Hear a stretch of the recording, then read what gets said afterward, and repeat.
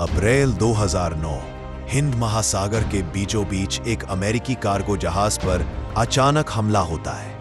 Maersk Alabama नाम का यह जहाज, जिस पर दर्जनों क्रू सदस्य काम कर रहे थे, सोमाली समुद्री डाकुओं ने घेर लिया। पूरी दुनिया ने सांस रोककर इस घटना को देखा। कुछ ही घंटों में यह खबर अंतर्राष्ट्रीय मीडिया की सुर्खियों में छा गई। Somali pirates hijack US ship. लेकिन असली सवाल यह था, आखिर ये समुद्री डाकू बने कैसे? क्या यह सिर्फ अपराध था या फिर इसके पीछे गहरी मजबूरियां छिपी थी? आज हम जानेंगे कैसे अफ्रीका का एक टूटा फूटा देश दुनिया की सबसे खतरनाक समुद्री डकैती का गढ़ बन गया। सोमालिया, अफ्रीका के हॉर्न यानी सींग जैसे भूभाग पर स्थित देश। एक समय यह देश अपनी लंबी समुद्री तटरेखा और मछली संसाधनों के लिए मशहूर था। लेकिन 1991 में तानाशाह सियाद बरे की सरकार गिर गई और इसके बाद देश में भयंकर गृह युद्ध छिड़ गया। सरकार टूटी, सेना बिखर गई और कानून नाम की चीज गायब हो गई। जहां कभी सरकारें मछली पकड़ने पर नियंत्रण रखती थी, वहां अब पूरी तटरेखा बिना सुरक्षा, बिना निगरानी के खुली पड़ी थी। यानी सोमालिया की सीमाएं सिर्फ कागज पर रह गई। समुद्र किसी के लिए भी खुला था। यही मौका था जब विदेशी देशों की बड़ी बड़ी मछली पकड़ने वाली कंपनियां सोमालिया के तटों पर टूट पड़ी। यूरोप और एशिया से आई ट्रॉलिंग शिप्स ने यहां की मछलियों का शिकार शुरू कर दिया। सोमाली मछुआरे, जो कभी समुद्र से अपनी रोजी रोटी कमाते थे, देखते ही देखते बेरोजगार हो गए। उनकी छोटी नावें उन विशाल ट्रॉलर्स के सामने कुछ भी नहीं थीं। और सिर्फ मछलियां ही नहीं, कई रिपोर्ट्स बताती हैं कि विदेशी कंपनियों ने सोमालिया के पानी में जहरीला औद्योगिक कचरा और रेडियोधर्मी वेस्ट तक डंप करना शुरू कर दिया। समुद्र, जो कभी जीवन का स्रोत था, अब जहर बन गया। मछलियां मरने लगी, तटों पर अजीब बीमारियां फैलने लगी। लोग कहते हैं यहीं से सोमालिया के मछुआरों के दिलों में गुस्से का बीज बोया गया। सोचिए, जब किसी इंसान की रोजी छिन जाए, जब उसका समुद्र, उसकी जमीन छीन ली जाए, तो उसके पास बचता क्या है? 90 के दशक के आखिर में सोमाली मछुआरों ने खुद को कोस्ट गार्ड ऑफ सोमालिया यानी सोमालिया का तटरक्षक कहना शुरू किया। उन्होंने छोटी नावों पर हथियार उठाए और विदेशी जहाजों को रोकना शुरू कर दिया। शुरुआत में उनका मकसद था सिर्फ विदेशी ट्रॉलर्स को भगाना। लेकिन जैसे जैसे उन्होंने देखा कि जहाज रोककर पैसा वसूला जा सकता है, धीरे धीरे ये उनका नया धंधा बन गया। कुछ ही सालों में ये मजबूरी धीरे धीरे एक संगठित अपराध में बदल गई। 2000 से 2010 तक का समय सोमाली पायरेसी का गोल्डन एज माना जाता है।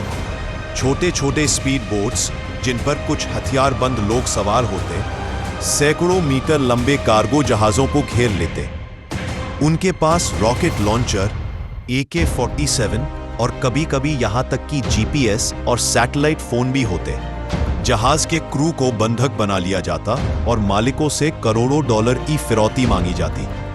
कुछ रिपोर्ट्स बताती हैं कि 2005 से 2012 के बीच सोमाली पायरेट्स ने लगभग 350 जहाजों को निशाना बनाया और अरबों डॉलर की फिरौती वसूली। यह एक ऐसा बिजनेस बन चुका था जिसमें निवेशक तक शामिल थे।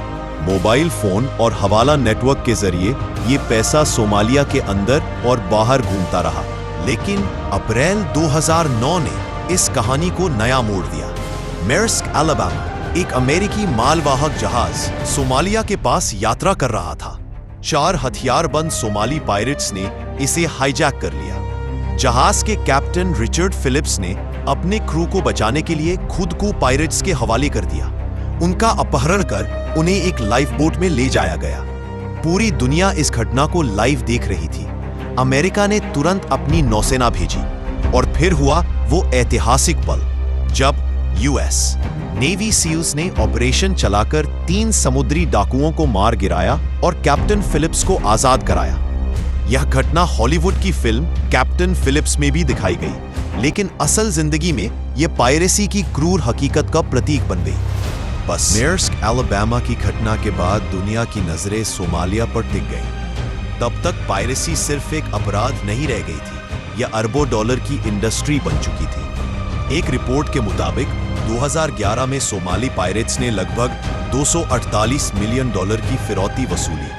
कई डाकुओं ने महल जैसे घर बना लिए, लग्जरी कारें खरीदी और मोगादिशु की गलियों में वे हीरो माने जाने लगे। लेकिन इसके साथ ही कई युवा लड़के जिन्होंने अड्डे की जिंदगी और इस मुकद्दा इन्वेस्टमेंट आई की हुई है, जो गरीबी और बेरोजगारी से जूझ रहे थे, इस अपराध के दलदल में फंसते चले गए। आज 2020 के बाद कहा जाता है कि सोमालिया की पायरेसी लगभग खत्म हो चुकी है, लेकिन सच यह है कि पूरी तरह से यह खत्म नहीं हुई, बल्कि दूसरे इलाकों में शिफ्ट हो रही है। पश्चिम अफ्रीका के गिनी की खाड़ी में अब पायरेसी सबसे बड़ा खतरा बन चुकी है, यानी समुद्री डकैती की जड़ें वही हैं, गरीबी, बेरोजगारी और सरकारी अस्थिरता। तो क्या हम कह सकते हैं कि सोमालिया के समुद्री डाकू सिर्फ अपराधी थे, या फिर वे उस वैश्विक अन्याय का परिणाम थे जिसमें ताकतवर देशों ने कमजोर देश के समुद्र और संसाधनों का शोषण किया? शायद सच्चाई दोनों के बीच कहीं छिपी है, लेकिन एक बात तय है, जब तक समुद्रों का शोषण होता रहेगा और जब तक गरीब देशों के पास अपनी सुरक्षा का साधन नहीं होगा, पायरेसी कभी सच में खत्म नहीं होगी। दोस्तों, अगर आपको हमारी ये डॉक्यूमेंट्री वीडियो पसंद आई हो तो ऐसे ही डॉक्यूमेंट्री वीडियो देखने के लिए द अनटोल्ड लेंस चैनल को अभी सब्सक्राइब कर लीजिए। साथ ही बेल आइकन दबाइए ताकि जब भी नई डॉक्यूमेंट्री आए सबसे पहले आप तक पहुंचे। Thank you. तो चले हम मिलते हैं नेक्स्ट वीडियो में।